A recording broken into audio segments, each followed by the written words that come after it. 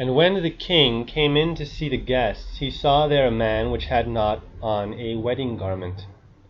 And he saith unto him, Friend, how camest thou in hither, not having a wedding garment? And he was speechless. Then said the king to the servants, Bind him hand and foot, and take him away, and cast him into outer darkness. There shall be weeping and gnashing of teeth. And he saith unto him this, Why don't you have a wedding garment?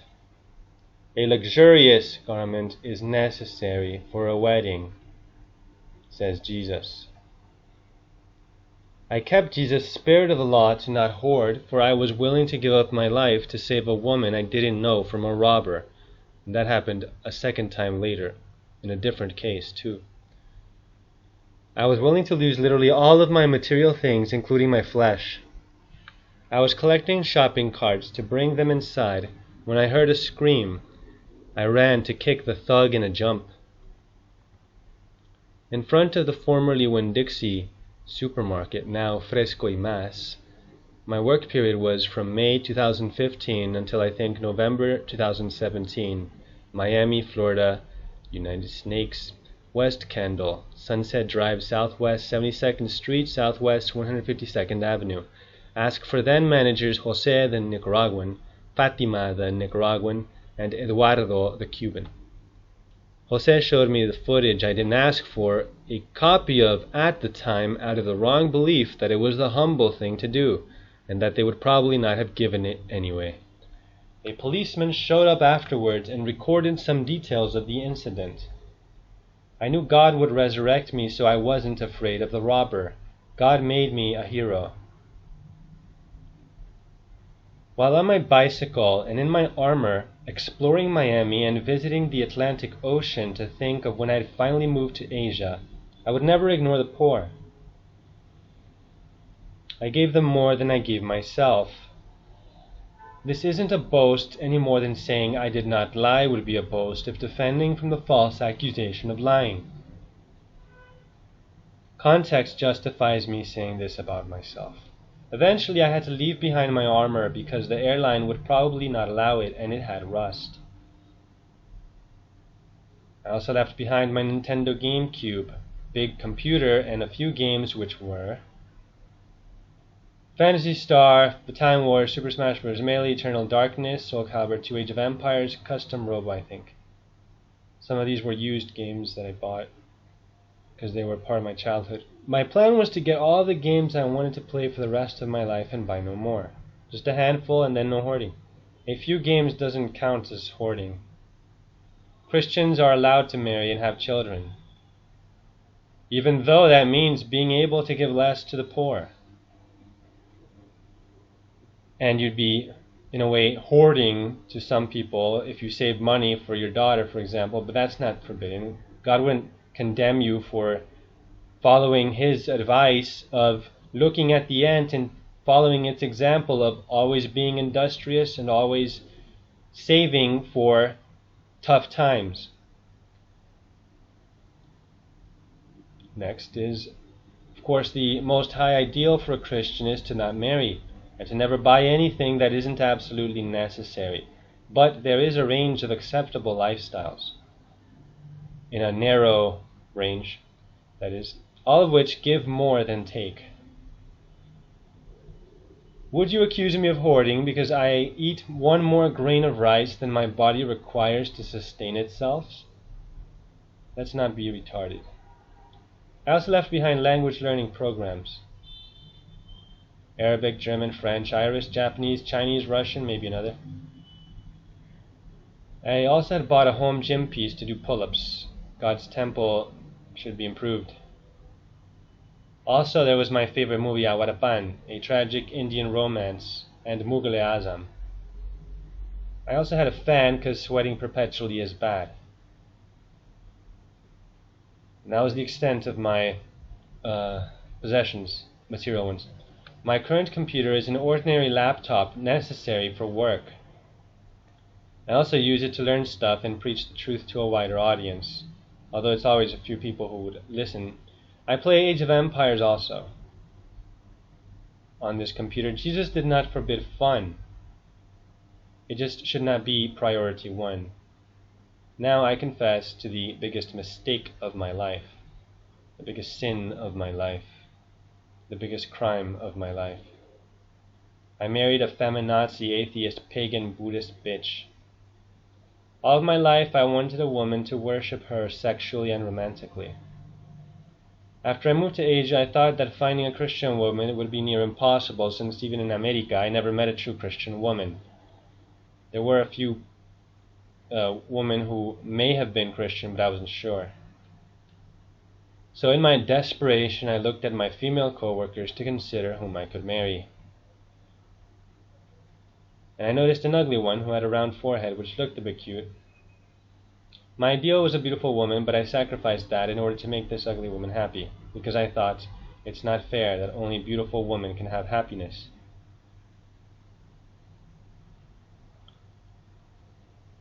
I then told her that I would marry her if she were a Christian. At first she was aloof, but eventually she hopped on the idea, and I tried to explain to her what Christianity is.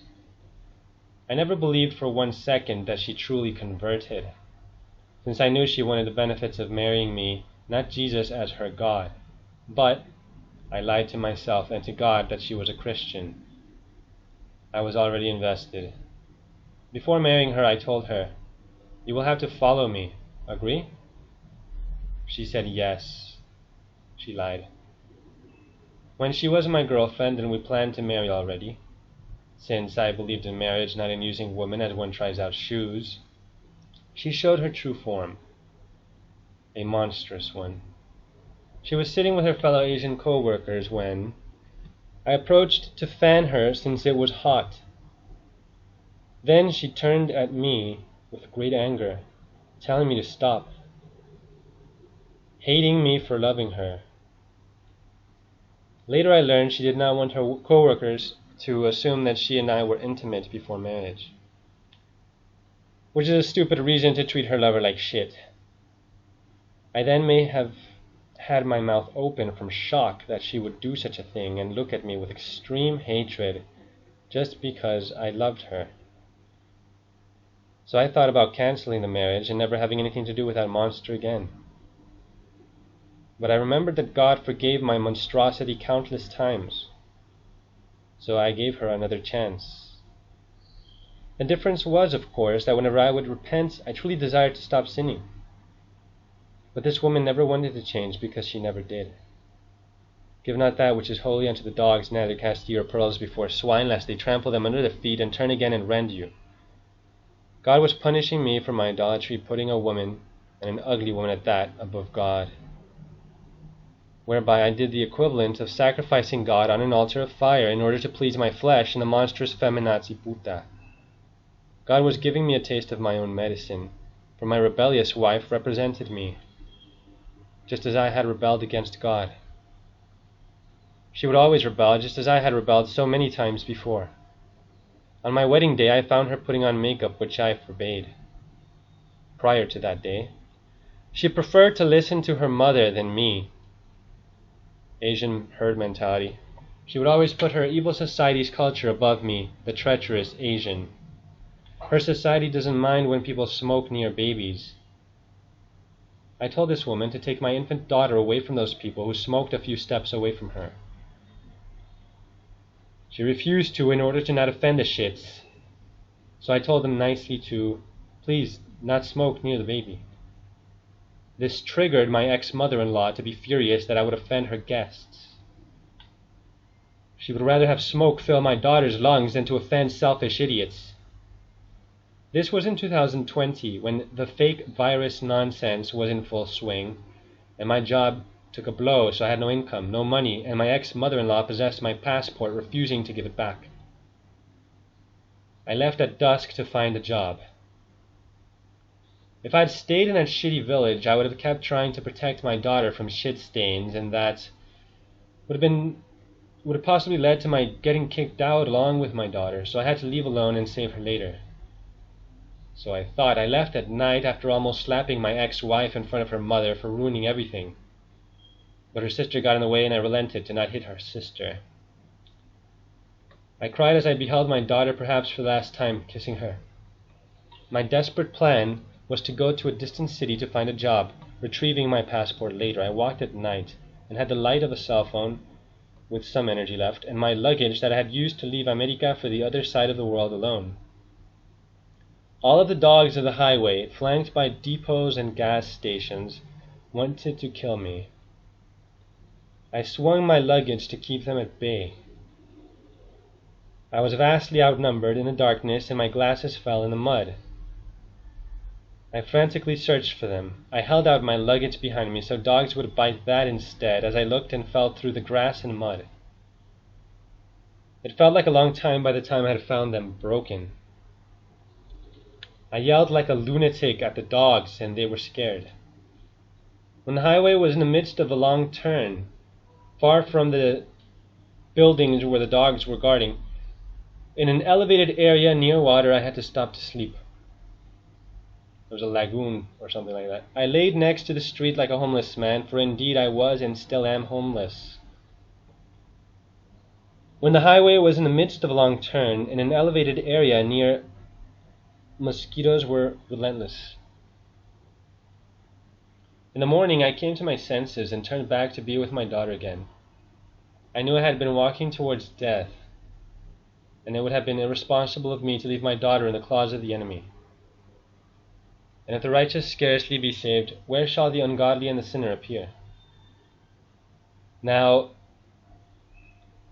I considered the case of Solomon, judging between women who fought over control of a baby. He tested them and said, I will cut the baby in half and give one to each, because both had, from his point of view, the same right to the baby, because he did not know who was the true mother. But the true mother sacrificed control of the baby so the baby would live. And that is the example I must follow if my daughter is to live. I have to let pagans control her and put makeup on her and teach her to be a materialistic bitch like them, if she is to live, because I cannot save her with what I have right now, the little that I have right now. I have to bide my time until hopefully, God willing, I can save my daughter from them. I prayed to God to help me, and He sent help. On my way back, a nominal Buddhist gave me like $5, and I thanked him. I asked him to please give me a ride to my destination because my feet were in trouble, but he had somewhere to be. Later on, a young woman on a motorcycle told me to hop on. She said her father would help me. I went, and she took me to what seemed like a fancy house, but it was an old church building. Go figure, they would help. The church was abandoned for its original purpose, but a family of so-called Buddhists was there receiving help from the apparently Christian Asians. At least they seemed to be Christians. They did use the cross. They're a bit ignorant. They gave me sanctuary until I could work again in the city. I asked the woman if they believed in the Trinity, and she said yes. I still don't know the language of the country due to reasons, so we did not communicate much. And one of those reasons is that this country has not respected me and has greatly treated me like garbage, so it's not a great incentive to learn their language and honor them in doing so. But I still plan to because I should. I plan to see, and I've also been very distracted, busy with YouTube, and my job is extremely time consuming. Most of every day is taken up by the job. I plan to see them again and pay them back the hundreds of dollars they gave me. They said they didn't want me to pay back, but I want to pay back. Maybe in 5 years I'll have enough to pay back. Now I work with my ex-wife to take care of my baby. She will never be my wife again, but I'm glad she taught me that wife beating isn't always wrong. Get triggered, liberals. If you can discipline a rebellious child, why not a rebellious wife? God beat his rebellious wife, Israel, and divorced her. And I saw when for all the causes whereby backsliding Israel committed adultery, I had put her away, and given her a bill of divorce, yet her treacherous sister Judah feared not, but went and played the harlot also. The feminazi cries because I put her in her place. This bitch wanted to usurp my throne. She promised perpetual obedience and gave perpetual rebellion. This lying snake deserves her tongue cut off. But I always forgave her, and now I just divorced her. She can be free, and she will not have me to protect her and to provide for her. Though I still help her sometimes.